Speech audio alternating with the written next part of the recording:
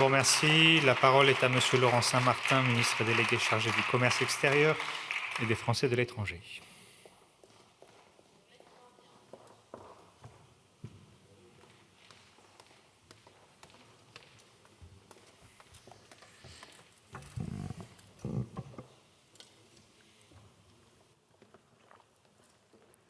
Monsieur le Président, Mesdames les rapporteurs, cette Assemblée a choisi de mettre à nouveau à l'ordre du jour des débats un sujet clé de nos discussions commerciales, celui de l'accord d'association entre l'Union européenne et les pays du Mercosur. Nous ne voulons pas de cet accord en l'état.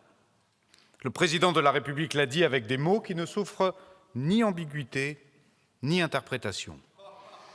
Le précédent gouvernement avait été à l'initiative, les 26 et 27 novembre dernier, d'un débat sur le fondement de l'article 51 de la Constitution visant à présenter la position de la France sur le projet d'accord de libre-échange entre l'Union européenne et le Mercosur.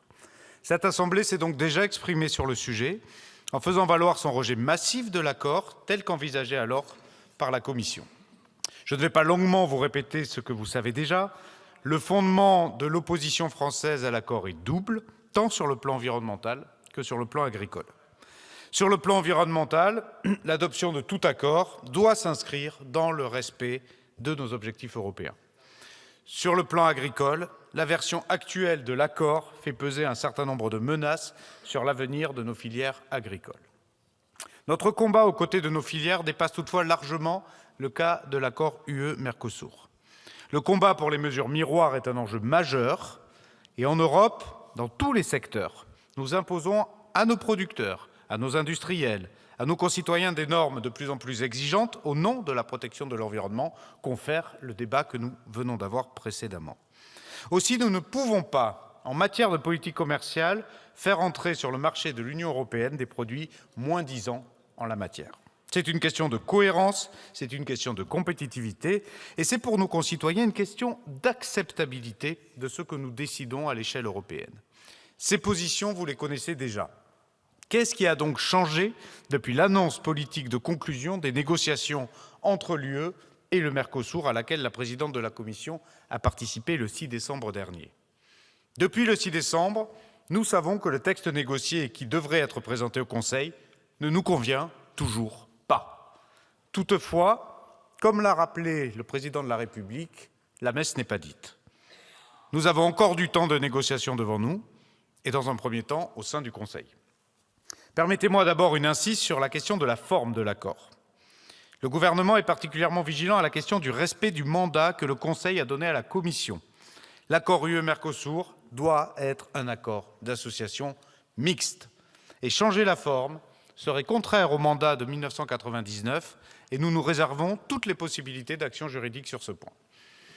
C'est toutefois en préparation de toute éventualité que le gouvernement s'emploie à réaffirmer notre position, à partager nos arguments avec nos homologues européens et à convaincre. Bien qu'il semble exister aujourd'hui une majorité d'États membres soutenant cet accord, plusieurs États sont très inquiets des conséquences environnementales et agricoles et nous sommes en contact régulier avec eux sur le sujet. Nos contacts avec la Commission sont également réguliers. Je suis allé moi-même à Bruxelles pour mon premier déplacement en tant que ministre en charge du commerce extérieur et j'ai rencontré le commissaire Maroš Šefčovič en charge de la politique commerciale. Et notre combat pour une politique commerciale ambitieuse pour nos entreprises et nos relations bilatérales, équilibrée dans l'intérêt de nos filières, notamment les plus sensibles, et durable dans l'intérêt de tous, n'est pas fini. Mesdames et messieurs les députés, je profite de ce moment pour insister sur ma vision de la politique commerciale politique que je souhaite ambitieuse, durable et équilibrée. Ne nous y trompons pas, et c'est peut-être la différence majeure entre nous dans ce débat. Les accords de commerce, lorsqu'ils répondent à ces critères, sont favorables à notre économie. Ils continuent à ouvrir de nouveaux marchés, de nouvelles opportunités pour nos entreprises, quelles qu'elles soient. Ils permettent de diversifier nos approvisionnements, de sécuriser nos chaînes de valeur. Et par ailleurs, l'accès au marché intérieur européen, très attractif, représente un puissant levier d'influence. La France est une grande puissance exportatrice. Nos agriculteurs le savent mieux que quiconque. La politique commerciale est aussi un atout dont il faut savoir se saisir dans le contexte géopolitique qui est celui d'aujourd'hui. Nous avons besoin de partenariats étroits avec un certain nombre d'États tant pour maintenir une certaine stabilité géostratégique que pour assurer la résilience de nos chaînes d'approvisionnement. Pour ces raisons, nous ne pouvons pas simplement soutenir cette proposition de résolution qui placerait la France dans une position d'opposition systématique sur les questions commerciales.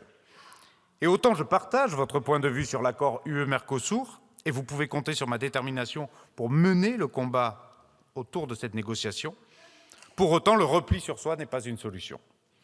Cette politique protectionniste créerait de l'inflation et une perte de pouvoir d'achat. Cette politique protectionniste irait à rebours de nos ambitions de souveraineté et de réindustrialisation. Cette politique protectionniste mettrait en péril des filières et des territoires, y compris agricoles, qui bénéficient largement, voire vivent tout simplement de l'export. Cette politique protectionniste serait tout simplement nuisible à nos produits, à nos savoir-faire, à nos territoires, à nos emplois.